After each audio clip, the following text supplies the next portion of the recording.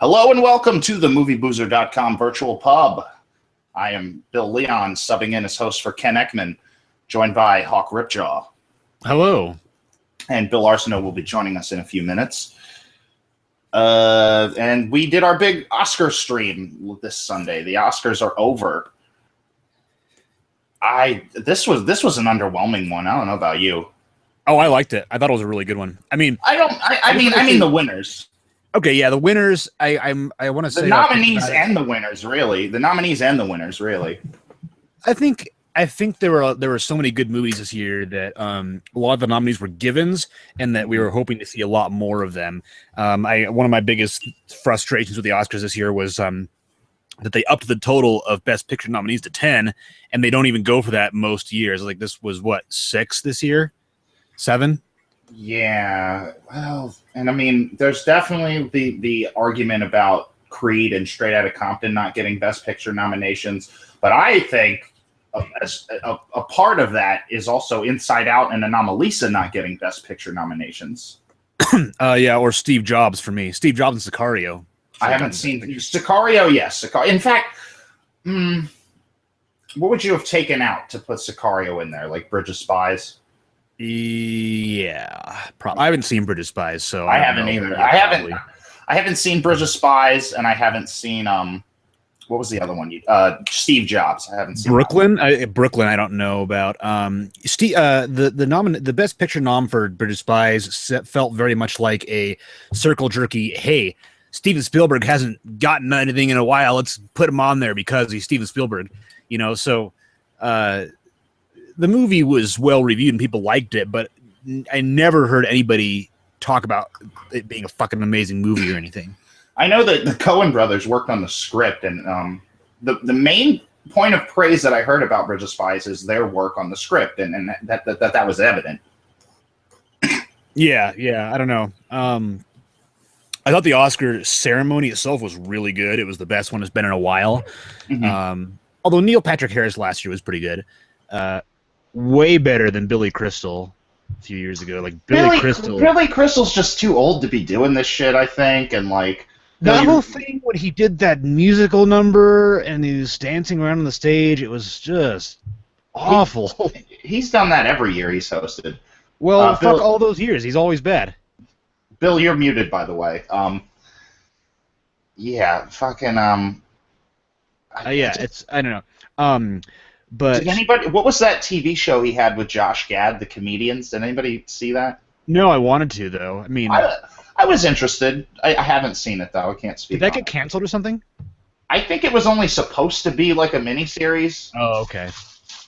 But yeah, then again, let me say this though. As far as that TV show goes, who watches FXX like ever? Oh, I do. Sometimes. I watch shows that are on there. Like, I'll watch It's Always Sunny or I'll watch The League, but I even get that channel, and it's in, like, 700, and I don't get any, like, 100-type channels, but for some reason we get fucking that one. Like, I don't understand why FX just didn't have enough fucking time in their schedule for all their shows. Like, we need a second channel that nobody's going to watch. Well, kind of, yeah. I mean, because, you think about it, there are only so many slots. Yeah. But that's fine. It's a lot of networks do that. They have a second thing. Like even Cartoon Network had a second the other night had a second, entry in there, and the first entry was playing all the late night Robot Chicken, Adult Swim stuff, and the second slot was a Family Guy marathon. So, but yeah, I watch FXX. I think it's good. They've got good shows on there, but as far as the Oscars is saying is kind of underwhelming in terms of the winners and the nominations. Most of us called almost all the winners, so there are not really any surprises. I think the only surprise for me was Spotlight winning Best Picture, and I didn't think Revenant was going to do it. I was thinking Big Short was, but why Big Short? Why? I don't know. It's a very topical film. It was well put together. It just seemed like one of those ones that would kind of jump out and take it. Mm-hmm. But in hindsight, I think it makes more sense if we're talking about the Oscars for Spotlight to win, because Big Short feels more like a film manufactured for people that are 2 generations below most of who's probably voting in the Academy. That's a good point, yes. I just felt like The Big Short was kind of inconsistent as a whole. There is an inconsistency to the filmmaking style. Mm-hmm. You know, like it goes for cinema verite at times. It goes for improvisation at other times. It goes for breaking the fourth wall. You know, it does so many different things. It goes from narrative to documentary style back to narrative, and it's this weird hodgepodge fusion of a film. You know, where the end result is you're not really sure what the context is because it keeps shifting. Yet I actually had no problem with that. I actually thought that was kind of part of that was woven into the message of the movie, which was this whole situation's fucking confusing as hell. Yeah, I think definitely that was meant to kind of convey the whole chaos of the situation the way they did it. I thought it was pretty fresh. I'm not saying that I wanted The Big Short to win. It's just when we were talking about it, I was like, I wouldn't be surprised if it just came out and surprised us with a win. But when I actually, you know what? When I first saw Spotlight, I was wondering if maybe it would win it. But then after I kept hearing more Oscar buzz, I kind of just gave up on that being a possibility. Yeah, I can tell you right now, though, the way I am, none of my favorites of any year are ever going to win the Best Picture of the next year. I am whatever you say I am. I think the only time that let's see, Birdman, did No Country for Old Men win Best Picture? Yes, it did. Yeah. No Country for Old Men. Those are the big ones I can think of where my favorite of the year won Best Picture. I think that year I picked There Will Be Blood, which was this close to winning Best Picture. Mm-hmm. Yeah, that was a fantastic year for the Oscars. Yeah. For the most part. I mean, didn't some other bullshit get nominated like Juno? Yes, but yeah, I mean, Juno's a cute movie. I mean, it's fine. Juno is a cute movie. It's not fucking Best Picture. Yeah, I don't know about Best Picture, but it's definitely a it's an odd Actually, movie because no one talks about that. Yeah. I don't like Juno. I really don't. I haven't seen Juno in a long time, but I remember seeing it and wondering, like, why is everybody so excited about this? I loved Ellen Juno Page in it. I thought she was good. Yeah. Juno is kind of like My Big Fat Greek Wedding, where it's an indie film that got lucky enough to get noticed by a few people, and then it kind of just gained momentum from there. Mm-hmm. That's my opinion on that, anyway. Was that before or after Superbad? Ooh. Before, I think. I'm not sure. I want to say before. Yeah, I want to say before, too.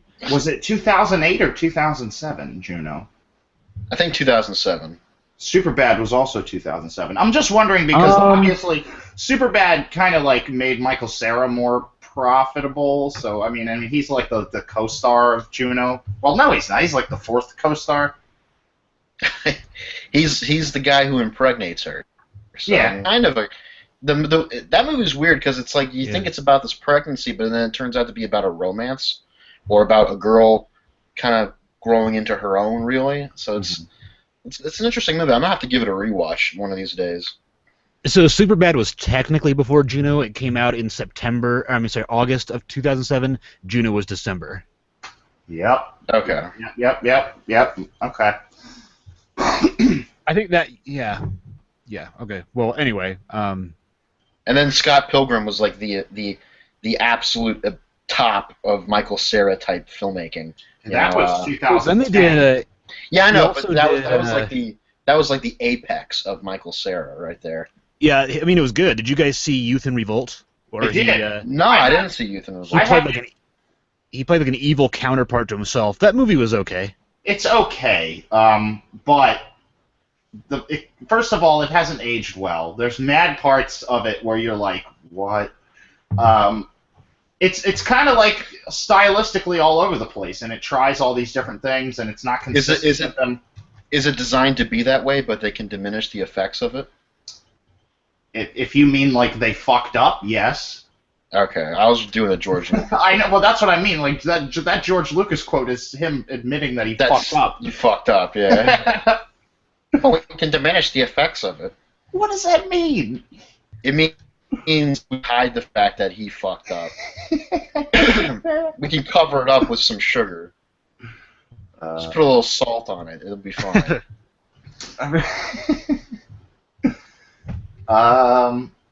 Animated feature. I knew it was going to go to Inside Out. I can't.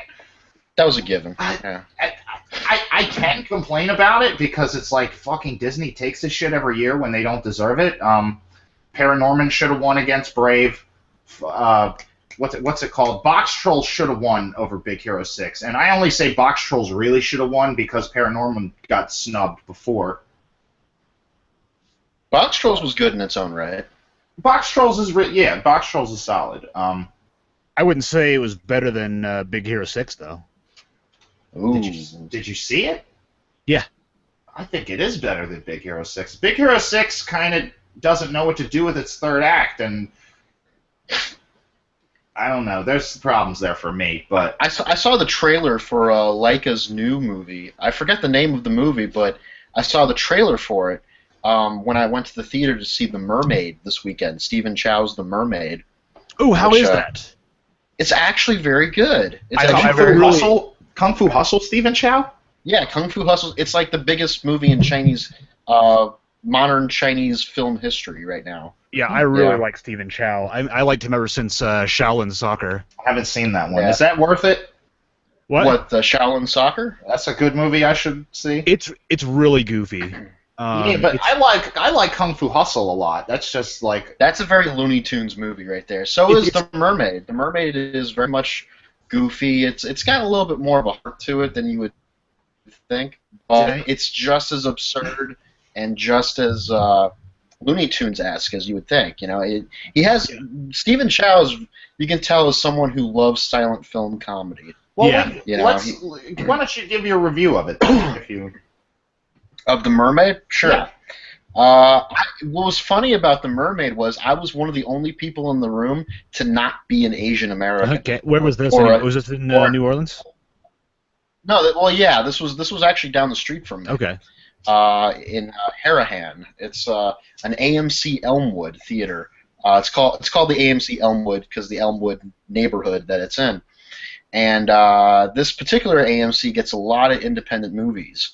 Part of the AMC independent label, and Anomalisa was playing, believe it or not. A couple other movies were playing, and I noticed on my MoviePass app The Mermaid. I was like, all right, I gotta fucking see this movie. I heard a lot of good things about it. Stephen Chow, I like him, and there were these Asian kids. I don't know if they were like students that were brought over from whatever country and they're just learning abroad, or if they actually are Asian Americans, I don't know.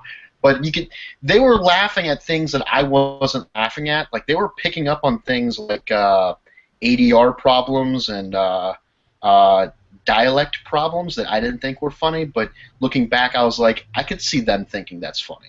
Like this isn't how it, can you believe like a Chinese person will talk like this or something in a movie, or maybe in their culture, maybe that registers differently than it does in our culture. But The Mermaid is a story about a real estate tycoon in China who buys up this Gulf island coastal area, which happens to be populated with mermaids. He doesn't know that there are mermaids. No one knows mermaids exist, but it's like this refuge of mermaids who have been forced out of the deep ocean by some of this guy's projects, which include like sonar technology to like rid the ocean of fish or to collect fish in a big way or something, like to attract them with noise. So he can create Zat. No. That you have to squirt red liquid into the water with a Windex bottle. But no. So anyway, the mermaids concoct this plan to send their prettiest mermaid to seduce him and to lure him back to their lair so they can kill him. They feel like this can, save their species. And what's funny is that the girl they send, she's very perky, she's very, innocent and all that. And what's funny is she doesn't really have feet because she's a mermaid. So the bottom ends of her fins fit into socks, which are fit into shoes, and she's like kind of hobbling along a little bit like this, and that makes it very funny, She ends up getting something in him that the others kind of miss, and that's that he used to be kind of a humble person. He came from the real estate tycoon came from a very poor background and built himself up and everything, and through them meeting, he sees something in himself that he didn't see before, and he starts to kind of come to this realization that what he's doing is harming the environment, and they should stop. This all leads to this big climactic confrontation between scientists and a military force and the mermaids, and everything that leads up to that is extremely goofy, and a lot of it is situational, like just the idea of like one of the mermaids is an octopus, a half octopus, half man, and there are a lot of bits in there where he's like pretending like the bushes are covering him, so you can't see that his tentacles, and he's like, "Oh, you forgot your backpack," He's telling the girl that they're sending off on a mission, and the security guards around her are like, "Oh, sir, do you need help with your squid?" Because there's tentacles coming out. He's like, "Oh, no, that's okay. I caught that. It's really, Oh, no." So there's a lot of gags involving that kind of stuff. Mm-hmm. There's this really great, almost Naked Gun-ish kind of gag where she's trying to kill the guy, the real estate tycoon, but he's dancing around his bedroom, and she's trying to kill him like by stabbing him in the feet with a poison dart or something, and she ends up hitting herself with it a couple times, and it's effortlessly funny, universally funny, I would say. It's very much in the vein of slapstick, visual gags, physical comedy, absurd comedy. It's like a combination of Looney Tunes and silent comedy, like Harold Lloyd movies, like the, stuff like that. It's really interesting. Someone could probably write a paper about it, in terms of its use of those different styles. But it all leads to this big dramatic confrontation, and that dramatic confrontation ends up bringing out in the audience, at least for me, this heartwarming feeling, kind of like in Kung Fu Hustle, the climactic martial arts sequence where he reaches that heightened point, like he becomes who he was meant to become. Right. Throughout the whole movie, he's just this peasant thief, and then he makes a decision, and finally he releases his chi and becomes this great fighter. Mm-hmm. It's like that. It's almost revelatory, even, kind of a climactic thing. The movie has a great opening, by the way. It's an introduction that has really no relevance to the rest of the plot, except that it introduces you to the concept of mermaids. And basically, it's this guy, he's conning a group of tourists out of money. He's pretending his apartment is a museum of oddities. And he's like, over there's a half man, half fish, and over here is this, and da-da-da-da. And they're like, here's a Batman. And they're like, that's just a helmet with chicken wings on it, like as ears. And he's like, oh, you know a lot about chicken wings, huh? That kind of shit. So I can't really do that scene justice, but it's very funny. And the movie just goes along with that. It's very, like I said before, Looney Tunes-esque, but it's got a very sweet and undeniable heart to it. Mm-hmm. And if it's playing anywhere near anyone, I would highly recommend going to see it, spending some money on it. It didn't get the kind of release that people were expecting it would get in this country, considering its take in China, and considering its place in history in China now. Now it's like it's like more than like Deadpool is over here. It's 500 million. Really like this. Yeah, it was this really, really big hit. So you'd think it would be getting some more play, but it kind of got screwed over by politics and stuff. So, But if it's playing anywhere near y'all, I would highly recommend it. Stephen Chow kicks ass. I would have loved to have seen his Green Hornet, but Well, whatever. did anybody see that Alien movie he did? Yeah, CJ4, I think is what it's yeah, called. No, I right, didn't see that. something. So I didn't see that either. I think I saw a trailer for it, and it doesn't look like my thing. But No. Stephen Chow was also a producer on Dragon Ball Evolution. Just remember, producer is sometimes somebody who pays money to make something made, to get something made. That's usually what it means, yeah. Doesn't necessarily mean he was calling the shots. Just, I mean, I'm man. a big fan of Stephen Chow. I don't want to believe that he was directly responsible creatively for anything in Dragon Ball Evolution. Yeah. Maybe he gave some pointers, like he knew this project was going to happen and was like, okay, if you ask me, this is what I would have you do, but please don't go forward with this movie. Yeah, Or that's he's fucking like, stupid. Have you guys watched that movie? Have you guys ever seen Dragon Ball Evolution? Yeah, it's pretty bad. I didn't bother to. Even if you don't know Dragon Ball, like, it's a bad fucking movie. Like, It's kind it's of like the Last Airbender. Like, you don't need to know the source material. I like that we both arrived at the same conclusion for what we can liken it to. Hawk, I see you're without your Hawk mask. Yeah, it's I lost it. You lost it? I moved and it has disappeared. I don't know where it is. It's somewhere. Oh, okay, that's too bad. I periscope without the mask. It's like, yeah. Okay. So what's next on the agenda, guys? What do we got? Chris The main saw event? a movie called Baskin Robbins, the movie? No, just Baskin. Baskin so Robbins, many people. the movie. Starring Paul Rudd and it's Greg, spin-off, Greg right? Turkington. Greg Turkington, yeah. No, just Baskin. That's the movie he saw. Yeah, Baskin. A Turkish horror film. Man, it's really, really good.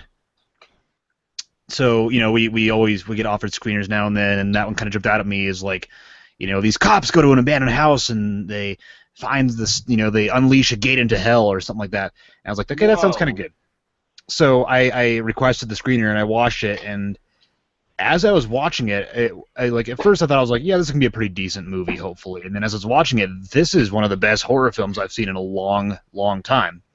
I have not seen The Witch, but I don't think those have to be mutually exclusive either. I think one of the things that really made it work is that there were no jump scares in the movie, and it was just all the movie was about was just this constant sense of dread, and the way it's filmed really builds that up. So there's a scene early on where the character's at a restaurant and the cook is slicing some meat, and just with the sound design, like the meat kind of squishing a little bit and the like little bit of music in the background and just the way it was filmed, just a simple act of a pair of hands cutting meat felt incredibly unsettling to me.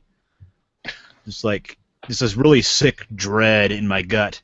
And then from there it just keeps going. Like there's not any actual violence until almost an hour into the film. When the cops get the call to get to this area of town as backup, and they get there and they go into this big old abandoned house and they find this cult performing some kind of like really creepy, messed up, you know, black mass whatever thing, and then it kind of just goes from there. A very basic movie in terms of plot. It just kind of goes from there, from that. Well, point. they get captured and stuff. I don't want to give away the whole movie, but that's fine. Yeah, you know.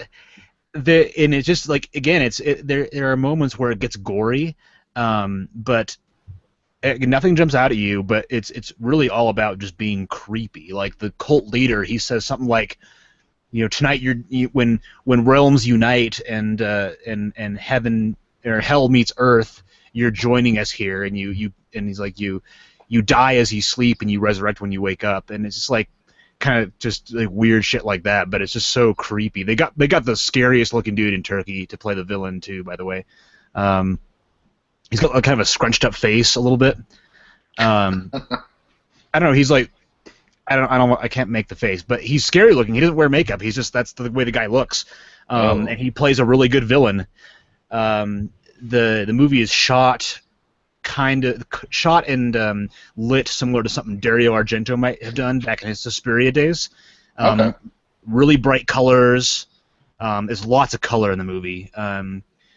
Lots of really creepy dream sequences, and just kind of some of the horror is very abstract. The movie opens with the main character as a kid having a recurring nightmare where there is a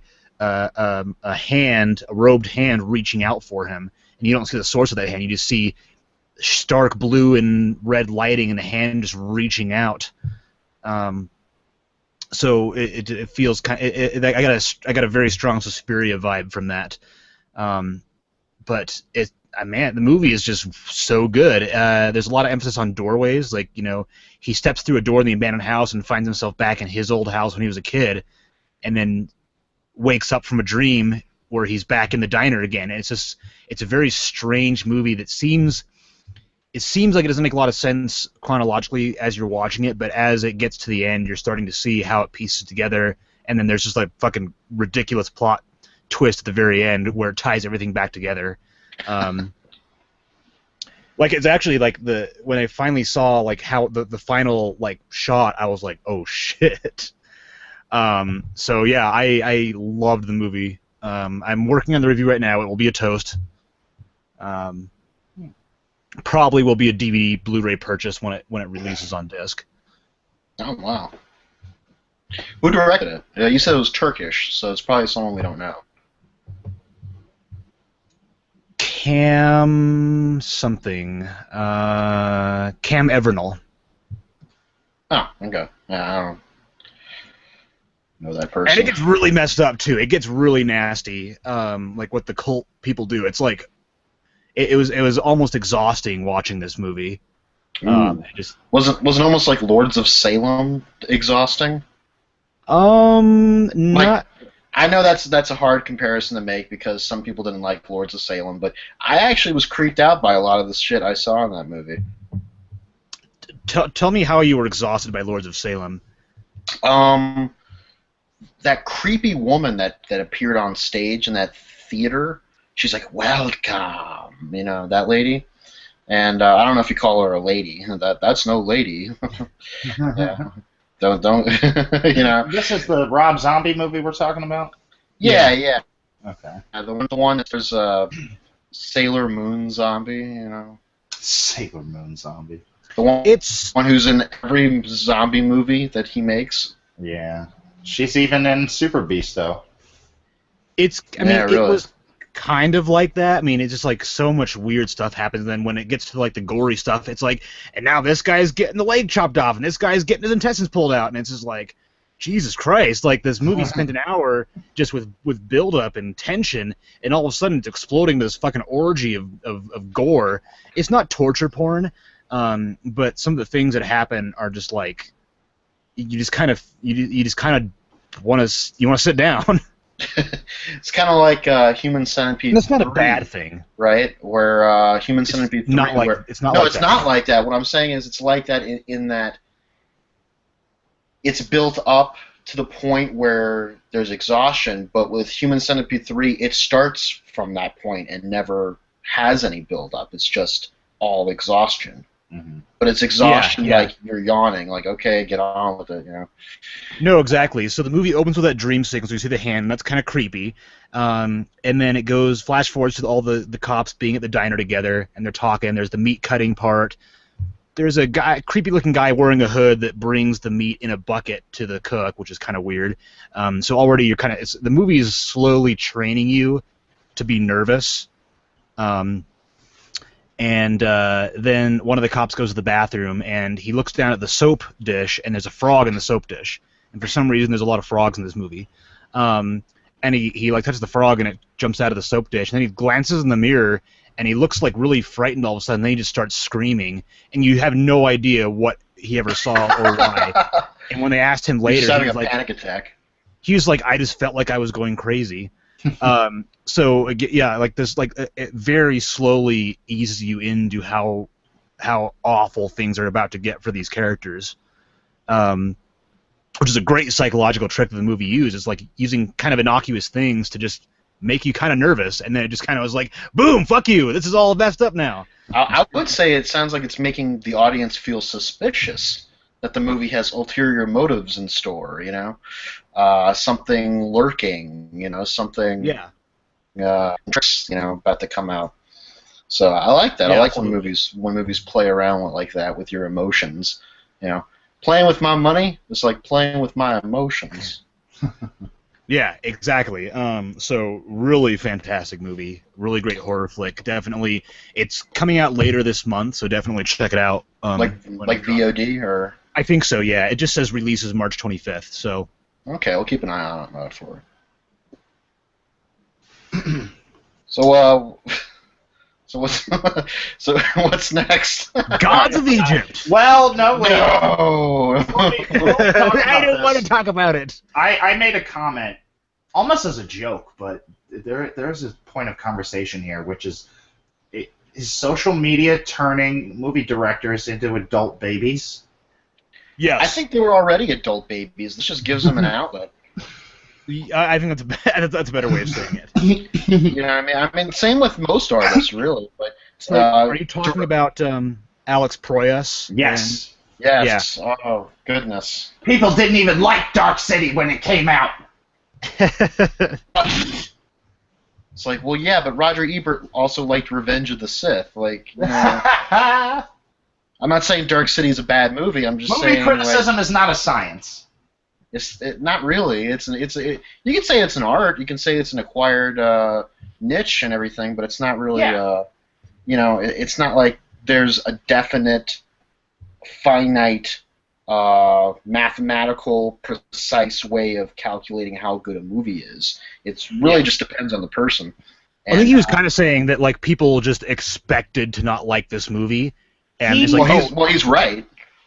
He's made some good points too. He's made some good points too, but like his generalization of just like writing off all criticism, like right. That he shit's makes gotta a stop. good point. It's like this was like Nickelback, right? It's cool to hate Nickelback. That's just the thing right now, is to say Nickelback is shitty and to say bad things about them.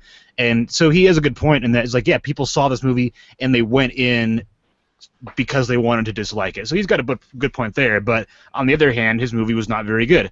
So, or that interesting, really. I mean, it wasn't. And I'm actually really excited to get into this with you, Bill, because because I saw it. we both saw it, and it's just like it's a weird movie when you watch. I mean, it's definitely like you can see Alex Proyas trying to inject something interesting, something creative. Some kind of flair to it, but it's like for all that money they spent, they didn't use any of it on screen, or hardly any of it on screen. They used some I feel of like it. I could make a better movie for $140 million. Yeah, right. And I'm like, what did they spend that on? Gerard Butler? Does he really cost that much? Maybe. I think he probably does. When's the last time he was in something that made a lot of money? Gerard Butler. Did Olympus Has Fallen make a lot of money? It made more money than White House Down. Yeah, that's true. One of them was getting a sequel, so yeah. It did make a good amount of money. I remember that, actually. It was quite a success, which is, I think, a crime to me, because I will always say that White House Down was the clear superior film. I think on a technical level, White House Down was the superior film, but on the, I'm going to go with my gut, I'm going to go with the George W. Bush philosophy of making decisions, Olympus Has Fallen might actually take it a little bit in that stupid regard. I mean, that stupid, dumbed down regard. Olympus Has Fallen probably more enjoyable. I disagree. I had a ton of fun with White House Down. Like, it was kind of silly. Me too. I did too. But I don't know. I've started to kind of come around. I'm gonna have to rewatch Olympus Has Fallen as well. That's on my docket too. Like, I'm actually planning on rewatching it. This is a whole other podcast. I know, and Fallen versus White House Down. And I may we actually tried. Ken tried moderating a debate between myself and Movies with Mitch. Yeah, I remember that. And it did not go well because there were no defined rules. When was this? This was like a couple of years ago when we first started the Pubcast. It was like it was shortly after both movies came out. Was it on this show? Yeah. And we tried doing it, and I remember at the end of it, Ken was like, "Well, this was a horrible failure." Yeah. And I was like, "Yeah, He exactly." already got so passionate. But that said, London Has Fallen. I really want. I want to see that movie succeed. Okay. It's a different director. It's a different director, and it's got a different creative team behind it. So I'm really like watching the trailer. It looks like it's going to be more entertaining than Olympus Has Fallen was. Yeah, I'm trying to imagine what a third movie's gonna do.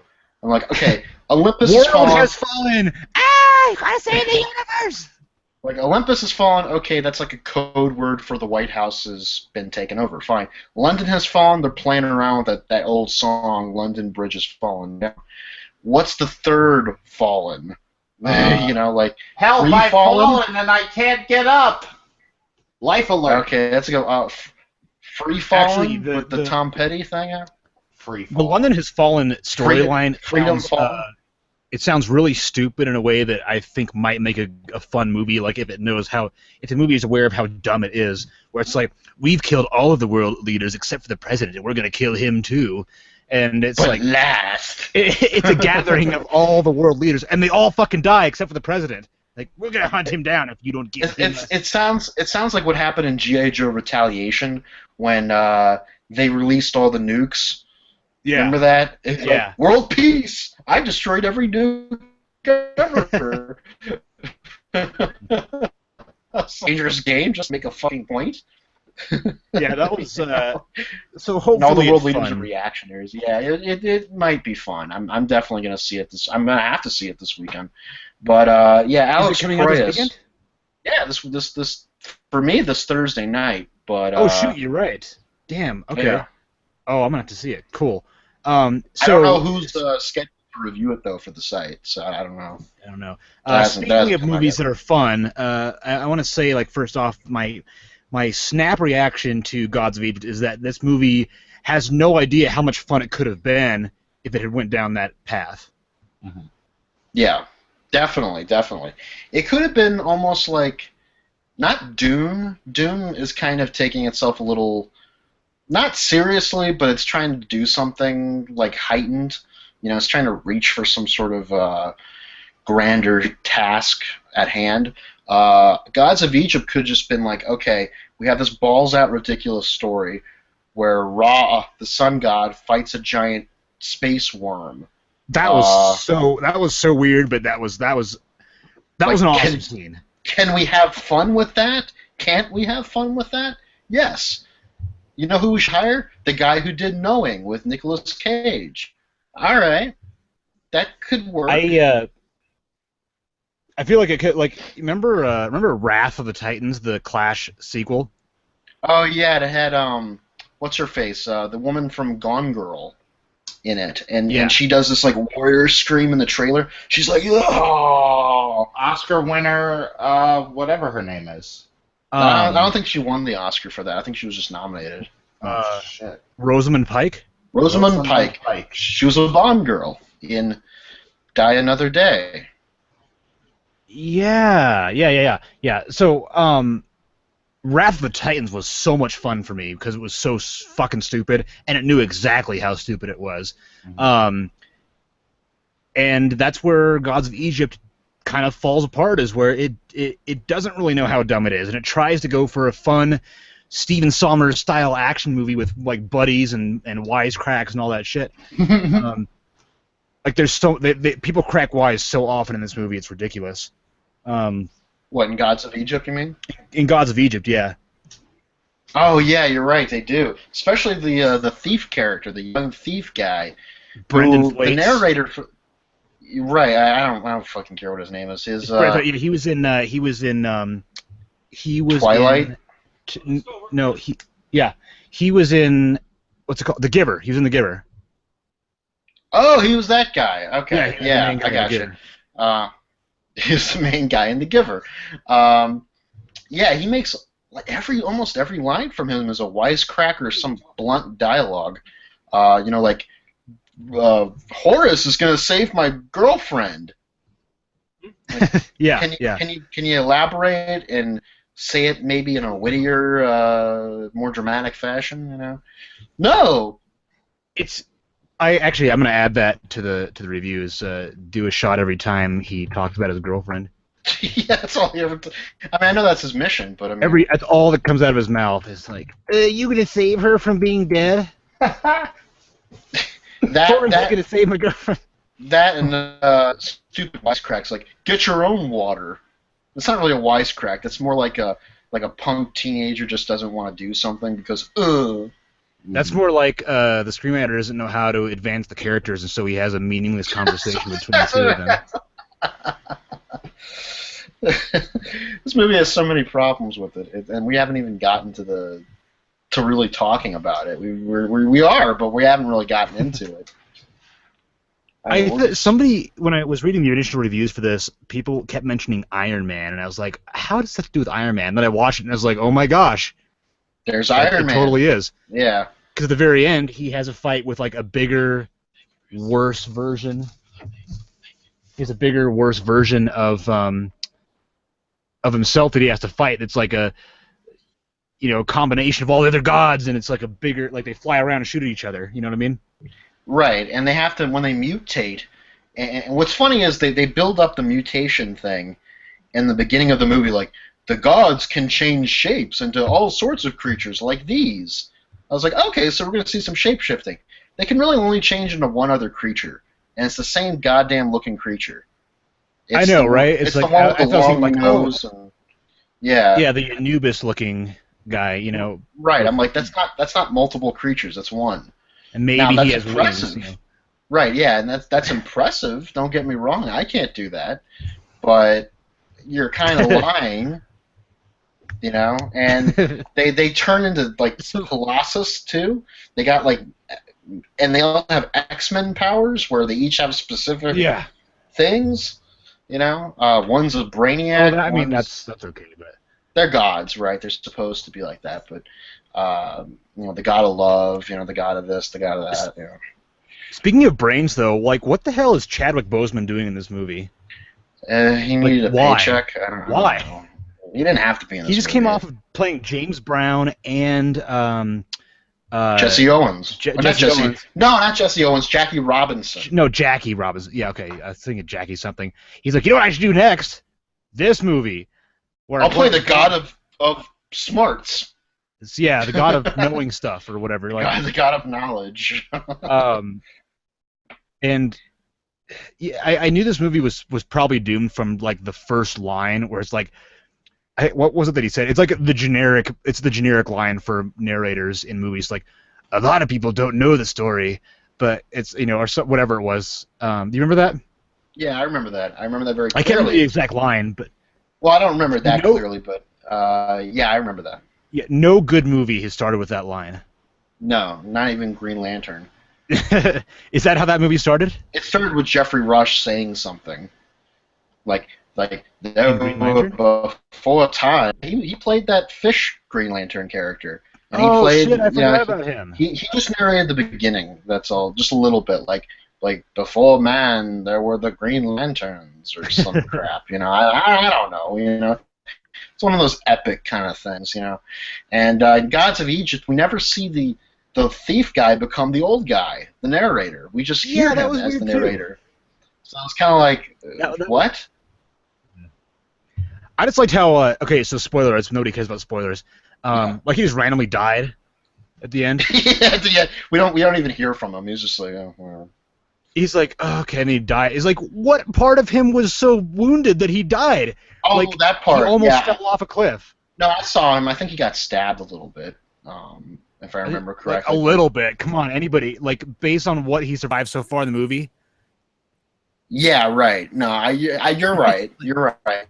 And but it was supposed to be like this moment where Horace is feeling bad for the loss of a friend, and so it was supposed to, that they were like, we need to include one more death. So it's like the screenwriter kind of wrote himself into a corner and was like, we need something to happen at this point. So right in, he gets stabbed. Which was totally unearned, by the way. It wasn't earned. You're right, but because there's no development of their relationship. Like, all they hate each other for most of the movie. Then all of a sudden, he's like, "Do I save my eye or the kid?" And he's like, "Go save the kid because he's developed." Right. Yeah. You I know that didn't. he had Yeah, a I remember choice that. to. Oh God, It didn't feel earned, but it felt like it no. could have been. Like the pieces were there where if you had the stuff in between the pieces work, then everything else would have fit in well. It could have Yeah, been a well-told character arc, but instead it was like they had B-roll instead of deleted scenes, I want to and they see. just threw in the B-roll. I want to see who wrote this. Yeah, let me know who wrote this. I'm interested to know that. This was written See, by it says, Matt Sazama uh, and Burke Sharpless. I've never heard of either of them. Oh, okay. This explains everything. Okay, Matt Sazama. The other two films on his resume are The Last Witch Hunter and Dracula Untold. oh God, And Burke Sharpless, Sharpless. likewise. Okay, so these guys work together. So the plot thickens. I did Well, not not see for The these Last guys. Witch Hunter, but I heard it was really entertaining. Okay, well maybe it wasn't because of them though. Probably not. No, they I'm almost they got the certain director it's to probably clean up the because of script. Yeah. Vin Diesel. Also, these guys are going to be writing the feature-length adaptation of Night on Bald Mountain, so look forward to that. Night on what mountain? Bald Mountain? Night on Bald Mountain. That's the Fantasia movie with the demon. Oh. Right. Well, that's the name of the composition, the symphony piece. Well, sure, yeah, but they're making a full-length film based on that Fantasia short. Oh, wow. That's gonna suck. Disney's going fucking apeshit. Yeah, that's gonna be weird. Mhm. So there are two things that I kind of liked about Gods of Egypt. One of them was that when our introduction to Raw, where we're kind of like that's where the movie just goes so far off the deep end for a couple minutes that it was just euphoric for me. Where like we're down on Earth for a while, and stuff's happening. All of a sudden, they go up to Raw. He's got a fucking spaceship, and every night he is chained to the sun and carries it around the other side of the flat Earth and fires his fucking fire spear at a giant space worm. And he talks to it too. He talks to the space worm like, "You won't eat the planet this time. I created it. Be gone, foul beast!" And yeah. And the beast's like, "What? That I'm was just really flying around. Stop hitting me." It was. I liked how they had the Earth as flat. That was kind of cool, like just a giant disc with the world on one side and hell on the other side, or whatever it was. Yeah. That was kind of cool. And then the design of the underworld was pretty cool. Okay. Yeah, it was. It was. Actually, one part that made me laugh really hard is as everybody is presenting like their riches of the world, and they've got to place whatever they own on the scale so it weighs it to the feather. And the one guy brings up like a bunch of gold, and he walks to the edge of the cliff to go to the afterlife. He's like, "I'm going to live forever." Yeah, right. That's right. That was really funny. That was And then so stupid. the lady behind him, she only had like a copper ring, and so that weighed less than the feather. She's gonna go to the underworld, and she's like, "Oh!" She just dissolves and gets sucked into the underworld. So there are moments where this movie like could be awesome and hilarious if it just went down that path and continued on with how fun it was. Like even the climax with Jar Butler and Horus, whose name I can't pronounce, of the actor. He's in Game of Thrones. Nicolas Coster-Waldau, which I probably just butchered that, but yeah, an actor that I really love, by the way. They have this big climactic fight over a pyramid over Cairo, or maybe it's not Cairo. I think it's just generic Egypt. And it's it's the giant spire that they build to Raw. It's like tall. It's like so tall, and they're fighting on top of it. The space worm has come down to Earth to just eat everything, and because that's his plan. That's his plan, is to just eat the underworld so that he can live in the real world forever. And it's like, holy crap, that's kind of a villainous plan, But at the same time, it's like, who cares? He's speaking Scottish in Egypt. Okay, that's another thing I want to bring real up. Quick. How come with every Hollywood movie, foreign equals British? Yeah, I know, right? Exactly. Like everybody in Egypt is like, "Oh, I love you, my dear," and it's like everybody in Egypt speaks the fucking British accent except for Gerard Butler, who's Scottish. It would make sense if it were Monty Python. Remember Yeah. Monty Python did that in Life of Brian? It's like Yeah. it made sense because they're a British troupe of actors, so it's fine. They can be ridiculous like that. But you do something like this, and nowadays you kind of expect a little bit more. I'm not saying cast a whole bunch of unknown actors necessarily, but I'm not saying paint Gerard Butler tan. Don't make everybody fucking British. It's so stupid. They Like don't speak they don't have British accents in Egypt. Now, Alex Proyas specifically was saying that because he's Egyptian, that it's okay that he made these casting choices. Oh, he also said that they could have done a little bit better with. Oh, okay. He's not really Egyptian though. He is Egyptian born, and his parents are not Egyptian. He was born in Egypt, but I believe he is not actually Egyptian himself. But I could be wrong. True. I believe he is in. He is Australian. He's an Egyptian-born Australian man. Mm-hmm. Okay, that's kind of weird, but well, whatever. His parents were in Egypt, and they had a baby, but the parents are Australian. Maybe he's part Egypt or fucking whatever, but still. But that defense, well, I'm Egyptian or I'm sort of from Egypt, so I can make this movie. That's kind of like a bad excuse. Yeah. It's like saying, I don't want to get into this thing about Marlon Wayans or, African Americans, but it's kind of like if Marlon Wayans would say, well, I'm black, so I can make black humor. Oh yeah. I'm like, well, okay. I'm not saying it's wrong to make that your humor. I'm saying your humor sucks. There's a difference between, you can't just defend it because you have the right. I don't know. It's this whole complicated issue where context doesn't matter. Yeah. But Gods of Egypt, yeah. I mean, should we also talk about the bad special effects and how this movie looks like Attack of the Clones? There was a horrible green screen effect during a chariot chase. During the whole movie, really, there was a bad green screen here effect. and there. Like the movie had okay special effects in fits and bursts. Like everything involving the space worm looked pretty cool. Even though the space worm itself looked kind of like recycled Galactus assets from Fantastic Four 2. Yeah, it did, but at least it had teeth. Yeah, you it kind had of see the teeth. teeth a little bit. Why the fuck is there a space worm? I don't know. Actually, you know what? Well, it should be noted that in this version of the universe, which they bring up the concept of the universe, Chadwick Boseman says, "I was there for the creation of the universe." I was like, okay, so in your version of Egyptian lore, the gods of Earth know of the universe, where there are probably multiple Earths, yet it seems like the universe, which Ra is supposedly the creator of, because he's the creator of life, or he's the sun god or something, so he created life. Was it just on Earth, or was it on multiple Earths? I don't know. Whatever the case is, Earth is not round. Earth is flat and double-sided. The underside is the underworld, I'm guessing, and the top side is the regular world, and this is how the universe works, even though it doesn't work like that because science. This shit. I think that's reading way too much into what they were thinking when they wrote this. I know. Chadwick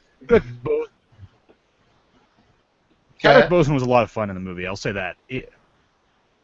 I think him and Gerard Butler were the only two actors that were even remotely having any fun with this. Mm-hmm.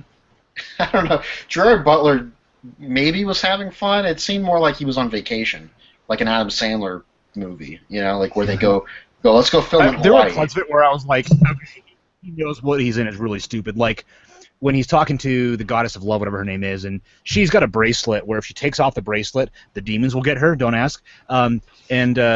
He's like, if you take it off, I will hunt you down. She does, and she disappears. And he's like, ah!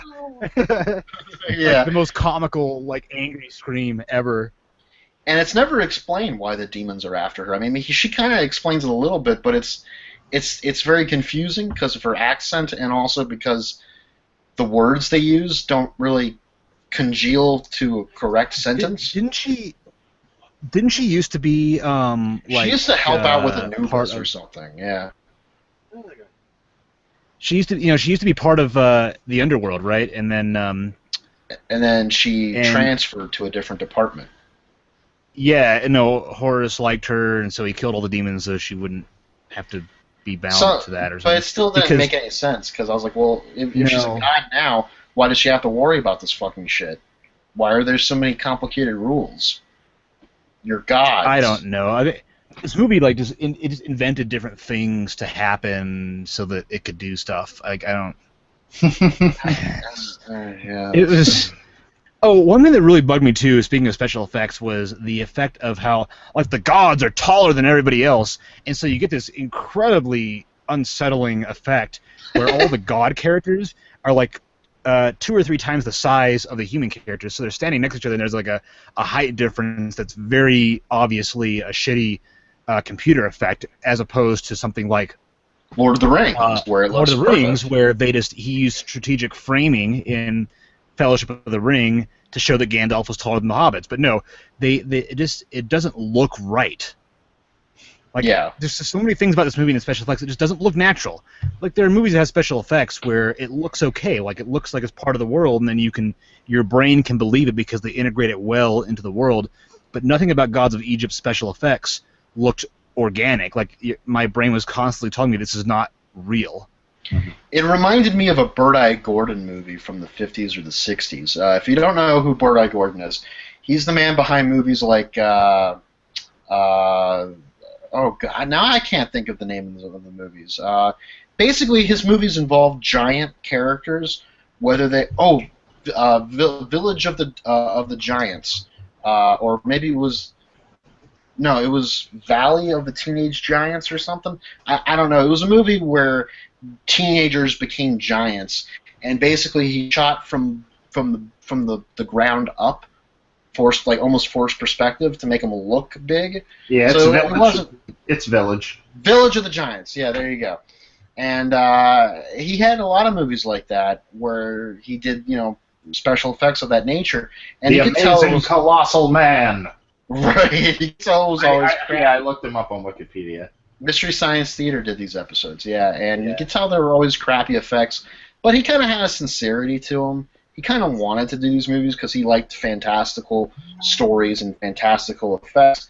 This just kind of, Gods of Egypt was just the effects were a means to an end, and the end was, we need a product to ship out and throw in a box and label it America. Oh my god, dude! This guy's filmography is amazing, by the way.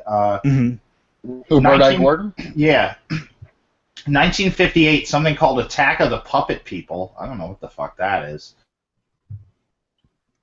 What did you like, if anything, about Gods of Egypt, Bill? Well,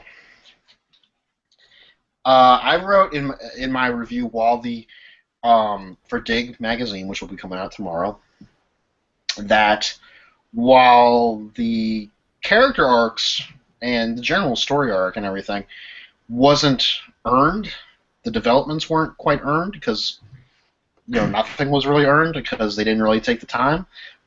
They were easily defined and simple. Okay. So it reminded me of the first Thor movie, just not quite as. And I can't believe I'm saying this, not quite as nuanced as the first Thor movie. You know what I mean? The Thor movie was kind of nuanced in By comparison, yes, and maybe even by itself too. Sure. It had shades of Shakespeare. It had some shade. It had Kenneth Branagh behind it, so it was going to have some good elements to it. But and I guess it was built up. They established things. They incorporated the conflict, and then they had the resolution, and then. And then went forward from there. Gods of Egypt kind of wants to have its cake and eat it too. Okay. It wants to be this grand spectacle where, hey, let's have fun. but it also wants to tell a good story. And you can do both those things, but you gotta care, or you gotta have.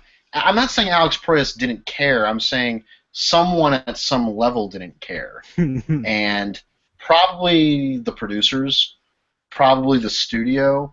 I'm not saying, or maybe everyone during the production except for Alex Proyas. Maybe he genuinely wanted to do this, but was like, faced with insurmountable odds, or maybe this is a movie where it's going to be a stepping stone to a movie that he will have control over in the future. I don't know. It's hard to say. Yeah, I mean, I was totally okay with the girl from Mad Max being in this movie. Who is she in this? What? Who did she play? She was the girlfriend. Oh, really? Okay. Courtney Eaton. She was the dark-haired girl from Mad Max. Okay. Yeah, I wasn't really paying attention to her face. Sorry. That wasn't the main attraction to that body for me. I'm sounding like a complete chauvinist right now, but when you got a movie like Gods of Egypt where there's nothing really to grasp onto, man, I held on to those two things. Fucking believe No, it. she has really pretty eyes. She does. Okay, I'm sounding like a complete asshole here. I'm really not, ladies and gentlemen. I'm really not, and I wasn't with her, but as someone who notices everything about a movie, like I have high attention to detail. And in your defense, Bill, there are a couple of shots that put heavy emphasis on the fact that she's wearing a low-cut dress. On her cleavage, right? It's very pronounced. Yep, it is. I'll give you that. I think it was her at first, and I saw the trailer. I was like, no, I don't think it's her. Then I was watching the movie. I was like, I don't think it's her. And then at the end of the movie, I was like, I recognize the eyes. I think it's her. Yeah, it was the eyes you recognized. She's not a very good actress, though, in this movie. She was fine in Mad Max, but she's not good in this. Yeah, she didn't have to be good in this. She just had to stand there and look sad. Like, I'm in the underworld. Yeah, and I much the gods. Yeah, that's pretty much it. All she did was just have to look, sad the whole movie. That's, whatever. I found a page on uprocks.com where it's titled, "In Gods of Egypt, does Jeffrey Rush fight a space cloud slug?" Yes. Like, yes. Yeah, he does. Where Horus turns into a gold bird and flies into space to meet Jeffrey Rush on a space station who is fighting a cloud slug. And it's like a whole series of questions. It's like, why is he fighting the cloud slug? Well, Jeffrey Rush plays Ra, who must keep Earth safe at night, which is when the space slug comes out to fight Ra. And it's like, so where's the sun during all this? Well, Jeffrey Rush has the sun chained to his space station. It's his job to drag it around Earth, which is flat, by the way. And when Ra passes under the Earth, dragging the sun with him, he fights the slug. So you can't exactly go around Earth, can you? Because it's not a sphere. This is so disappointing. Because right? Yeah. This movie sounds ridiculous, like it is. But is it? It's not good. Ridiculous. It's ridiculous, but not nearly in the ways that you want it and need it to be. Yeah. Or expected it to be, really. I mean, I wasn't going in with high expectations, but based on the trailers, I kind of thought this might have something funny in it, and it did. But it was just like Hawk said, it was in unexpected and unneeded ways. No, I liked all the ways that it was funny, but the rest of the movie needed to be that way. Yeah. Like, in fits and bursts, it has some entertaining, fun, ridiculous stuff, but a lot of that felt like things that didn't really, when I think about Alex Proyas directing the scene where Ra fights the space slug, I picture him being like, yeah, this is fucking awesome, and not like, this is awesome, this is ridiculous and crazy. Like, I don't think the movie understands how silly it is in some parts. Like, it was all made very, very straight-faced. Yeah, you needed someone behind the camera who is laughing. Yeah, and wickedly laughing. Definitely wasn't. And thinking, this is the fucking craziest shit. Let's really amp it up, or let's let's showcase how crazy it is. Instead, no, we're telling a movie here. Like, well, that's not as fun. I mean, movies are fun, but this isn't fun. No, it wasn't. It was. I don't know. I enjoyed the last act. That was kind of entertaining. Right around that point is when I started to get into it a little bit. But overall, that animation, by the way, where maybe it was motion capture. I'm not going to go that far. It wasn't motion capture. It was fucking animation. It looked like when the Power Rangers in the Power Rangers movie joined up and became Voltron to fight the Ivan Ooze. Ivan Ooze. It looked like that level of special effects, mid-90s special effects, where they're flying around. I think what it was, the problem was the brightness of the colors. Their armor was so shiny, and the sheen and the texture and all that and the reflectiveness, it just looked very fake. It didn't have that real. I got an awful headache from the sequence. Like there's a lot of 2 or 3 times in the movie there's a fight sequence, and then the camera will spin around them as they're fighting. I got a really bad headache, and I wasn't even watching it in 3D. I could tell it was very obviously in service to a 3D format, but man, it looked bad. Like they jump into the air and the camera's like, and it's just like awful. Well, stop already! Fuck. Yeah. This isn't the Total Recall remake. Did they have that in that movie? Remember in the Total Recall remake where Colin Farrell gets out of the machine and all the security guards come in there, and then they're about to arrest him, and then he snaps into action. The camera kind of twirls around them. Like I thought that was I kind of liked that. That was a cool effect. It was a cool effect, but I'm saying it was a little disorienting. It was a little bit, yeah. I'll still stand by the Total Recall remake as a decently well-made film for what it was. But just like this one is just, it's like they're standing on a platform and the camera just does a 360-degree, like almost Michael Bay style spin around them, like the Matrix without the slow-mo. It's just, it hurt to watch. I mean, but what else is there to be said about Gods of Egypt? It's just... That should be your pull quote. That should be your pull quote. It hurt to watch. Hawk Ripjaw. I could say that. Yeah. It's just... It makes me sad. One of the saddest things for me is when I expect to enjoy a movie that's going to be stupid and entertaining like that, and just ends up being just regular bad. I know, right? That's... At least it wasn't like Ride Along 2 bad. I didn't even see Ride Along 2. I don't trust that movie. I don't even want to say that it's regular bad. It's just it's a movie. You know, it was a movie. You know, it kind of just it exists. It exists. I bought a ticket for it. I saw it. There you go. You know. Yeah. $140 million. I guess maybe we can give it credit for it being an original concept. It's not a reboot or a remake or a sequel or based on anything really that concrete. It's about, you know. I mean, they kind of just took Greek mythology and renamed them all to be Egyptian gods, but again, it's an original story, which is something that I can kind of appreciate given the trend of Hollywood recently, but it just, at the same time, it shows people that what it's going to tell the studios is that original concepts won't make money. And they see that side of it, they don't see, no, it just didn't make money because it was fucking not a good movie. So... It's depressing all around. Everything that it stands for is just bad. Mm-hmm. Yeah, I agree. So, is there anything else? Let's see. Mermaid, Gods of Egypt. I started watching The New Yorker Presents on Amazon Prime. Okay, is that good? Yeah, it's very good. There's a couple good documentaries. Oh God! In the first I think it's the first episode. Paul Giamatti has this brilliant short film where he plays the writer Balzac, the famous historical writer Balzac, and the short film plays up the supposed love of coffee that he had. Apparently, he was known for drinking coffee during the day.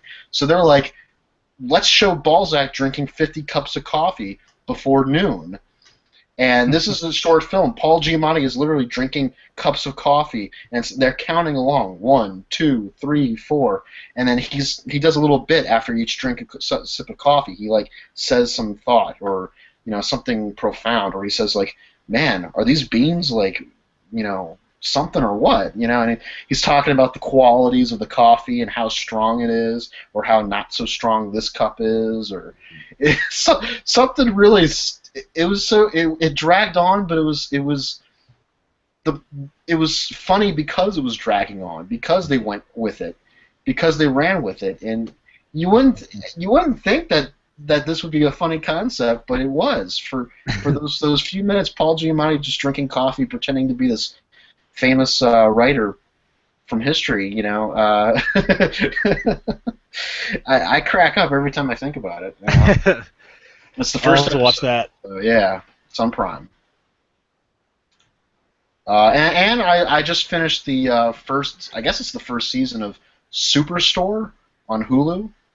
The NBC sitcom Superstore, where it takes place inside of a knockoff of Walmart, basically. Yeah, that has Mark McKinney from Kids in the Hall.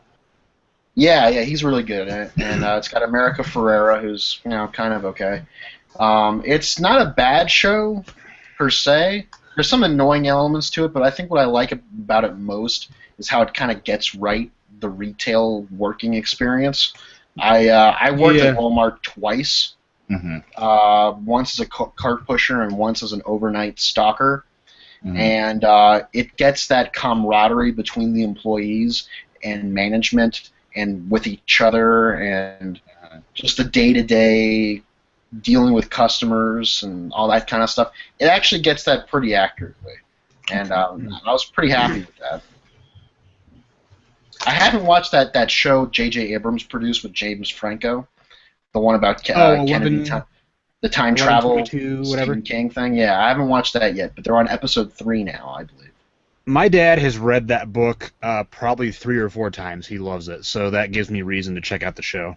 Okay, yeah, I've heard good things. So I'm willing to give it a shot. Probably this weekend. I've been kind of consumed the last day or two. I just started work at this new job, and I don't want to give the company name just because, even though they probably would like me to give the company name out, but I'm not going to because I don't want to deal with that. But it's a company that deals with decorative LED lights for car headlights. Nice. It's a very customizable company. That's the product line they have. Like, I'm supposed to be in customer service, but they're starting me out just learning the product, like testing the products, shipping, packing, that kind of stuff, getting to know the ins and outs. And I've just been hooking up wires to wires, grounding things. I might begin soldering wires in a couple days. It's very interesting. The guy started it out of his garage and everything, and they just gave me T-shirts today. So got that to look forward to. So are you glad that none of us were able to see what the company name was on the shirt, even though you showed it to the camera? I quickly showed it to the camera. You can't even see it really. It's just a sun-looking light bulb. That's about it. I tried watching a movie today at work actually during my lunch break because I had my Amazon Fire tablet with me, and I had my apps like Fandor and Hulu and Netflix and all that. But I just didn't have the focus. I was just too tired to do it. But I think I'm going to try to make an effort to watch some really obscure stuff during lunch breaks. Mm-hmm. I'm not sure what though, but I'm going to have to figure something out. Is there anything you guys would recommend I watch during a lunch break? And so lunch break is an hour, so it would have to be like, it doesn't have to be under an hour. It just has to be something that I can get a feel for at first, and then maybe continue at home or continue the next day. And I guess it'd have to be Amazon Fire or Netflix. Yeah, Amazon Prime, Netflix, Hulu, Fandor, Mubi. I have so many streaming accounts. It's crazy. But yeah, the major ones, I guess. I would recommend Difficult People on Hulu. Oh, I've watched that whole season already. Oh, word? Yeah, it's good stuff. I love it. I love it. I don't know. I'll have to off the air. I'll have to look some stuff and let you know. Although I heard that show Mad Dogs is pretty good. Okay. On, yeah. Amazon. That poster they have for it kind of intrigues me a little bit. So I'm gonna have to check that out. Let me pull up my Prime Video here. Oh man. Oh shit, Girls is on Prime now. Oh yeah, Girls. Yeah, you would recommend Girls? No, I haven't watched it yet, but I do recommend Girls, but I haven't watched the show yet. Okay, but you have you watched The Newsroom yet, Bill? I've seen the first season and the first episode of the second season. I love it. Okay, good show. It's a really good show. Yeah. Have you seen Mordecai? That's on Hulu. But it's on Hulu. I know that. I was thinking about putting it on the other day. You guys should watch Mordecai so I can laugh at your suffering. Mordecai. Oh, Macbeth. I saw this the other day. Macbeth, the new Macbeth with Michael Fassbender is on Prime now. Both Macbeths are on there. There's that one, and there's the one with Patrick Stewart. Mm-hmm. That was a PBS broadcast. Yeah. Oh man, I haven't been on Amazon Prime in a few weeks, but man, there's some good shit on here right now. Ex Machina. That's one Wall I'm gonna have to check out. Mm-hmm. Oh my god. Okay, so here's one that you should watch: The Voices. It's got Ryan Reynolds. Right. Okay. So that's good. Okay. I was wondering if I should take the gamble on that. I was wondering. Well, I haven't watched it yet. Oh. I haven't watched it yet. I was at the gym this morning, and my trainer told me that I should watch it because I would like it. I think it's on Netflix, isn't it? He watched it on Hulu, and I'm seeing it on Amazon Prime. I don't know about Netflix. If it's on Hulu, I can watch it. Yeah, I don't have Hulu. But I see it here on Amazon Prime, so I can. Amazon and Hulu, you'd be surprised. They share a library sometimes. That's good. That means I don't have to. That means I don't have to get Hulu. Not sometimes, not the entire catalog, but sometimes they share movies like Interstellar. I think not Interstellar. Transformers. No, that's not a good example. Oh, by the way, I'm probably going to do some more periscopes about Transformers: Age of Extinction. Okay. Just for the heck of it, but individual scenes, not the whole movie. I don't think I could take that. Well, actually, I could take that. No. I've actually watched the movie a couple times, all the way through. I don't know what's wrong with me. I actually think it's a decent Transformers movie. As far as what the Transformers films have been doing, it's actually better than the last two, I think. Personally, it's way too long. It's way too long, but it's kind of better in some respects. And I don't know, something about it's just attractive. Why are you trying to talk yourself into watching a Transformers movie and rationalizing why you kind of like it? Because I'm fascinated by stuff like that. Like I'm a film critic. I mean, I have to, I don't have to watch movies all the time, but or even these kind of movies all the time, but something about that says something. Like when you go against the grain a little bit, when every rational notion says, okay, you shouldn't watch this movie more than once. I only saw it once in the theater. That was it. And then, like a year or two later, I watched it again on streaming, and then I saw it a couple more times after that. And I want to know why. I'm like, is this actually a good movie? Am I, or is it? You can't wait for 5. It's what for 5? You can't wait for 5. For 5? Yeah. Transformers 5. Oh no, I can't wait for that because I don't want to wait for that. What is going to be the subtitle of that? I don't know. Probably the search for probably Resurrection or something fucking stupid like that. Yeah, something like that. Yeah. Tupac Former's Resurrections. It's from what I understand, Optimus Prime is now in space, and which all of a sudden he can do now, and he's searching for the creators. Creators. I'm coming for you. Leave planet Yeah, Earth I hated that alone. part in the movie where all of a sudden he has rocket boots for no reason. Like, I was like, why didn't you you leave couldn't Earth in use the that first place?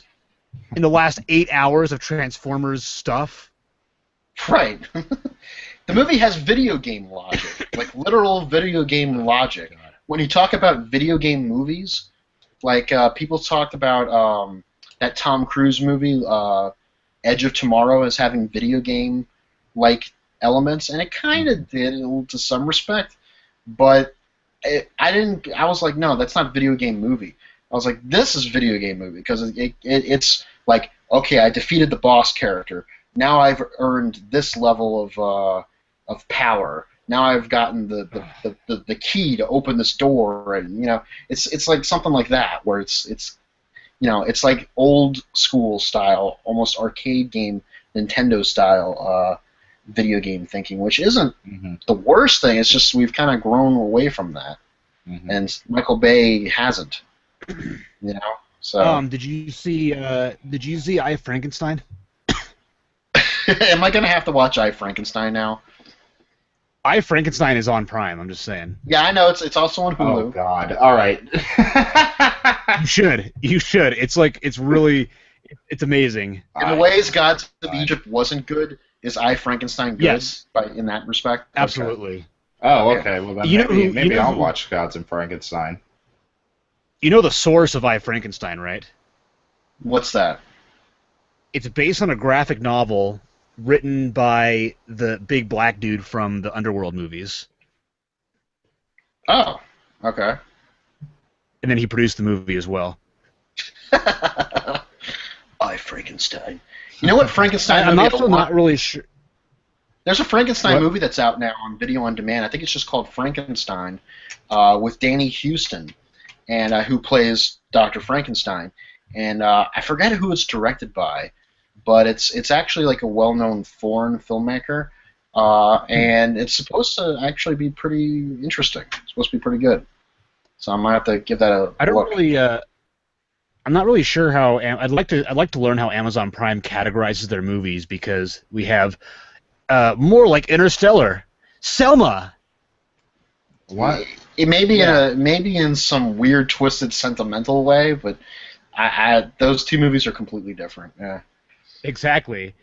Also similar to Interstellar is Everything Must Go with Will Ferrell. Coral Reef Adventures.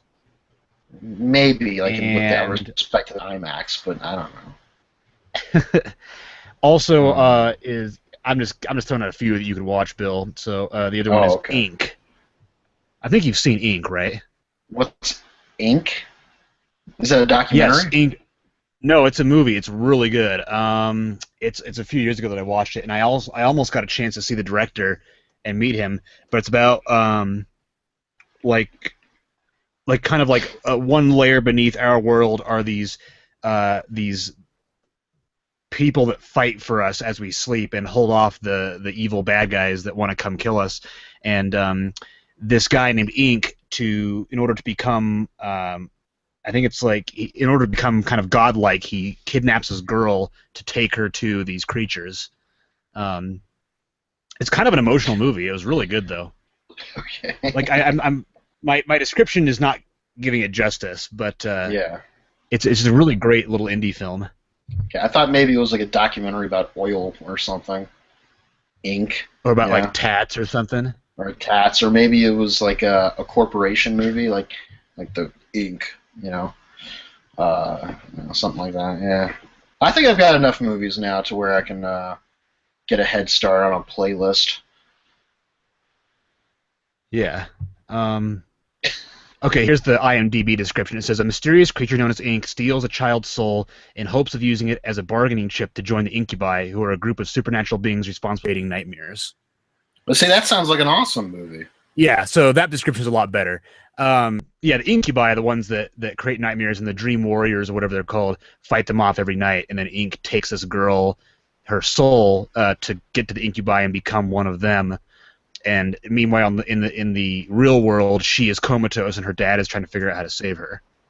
Okay. Wow. That's Yeah, I'm gonna add that to my watch list. So, Bill, Leon, anything else on the agenda, or what's up? You there? I don't know if he was saying he was having internet troubles before we actually went live. Okay, well that sucks. Oh yeah, he signed off again. Okay, so, yep. So I think that's all we got. Hour and a half. That's not bad. Yeah, it's pretty good. I thought maybe we'll get him. What's up? We were just wondering if we had any other topics. No. Okay, so we're ready to sign off. Oh yeah. All right, well, that's all she wrote, folks. Join us subscribe again. Subscribe to this channel on YouTube. If you're on SoundCloud, we're on SoundCloud under Movie Boozer. Follow us on Twitter under Movie Boozer. You guys can plug your Twitters. I'm at Bill Reviews. I'm at Butthole Tampons.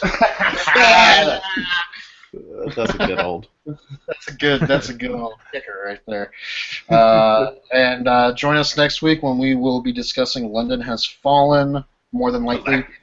What else is coming out?